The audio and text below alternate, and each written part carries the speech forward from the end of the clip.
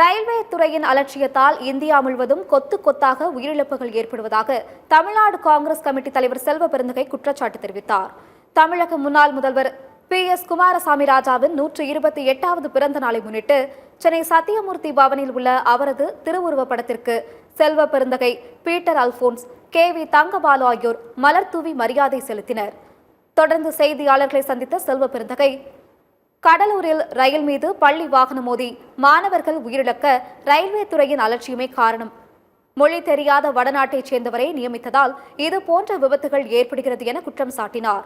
அதிமுகவை பாஜக எப்போதோ கபலீகரம் செய்துவிட்டது எனவும் செல்வ பெருந்தகை விமர்சித்தார்.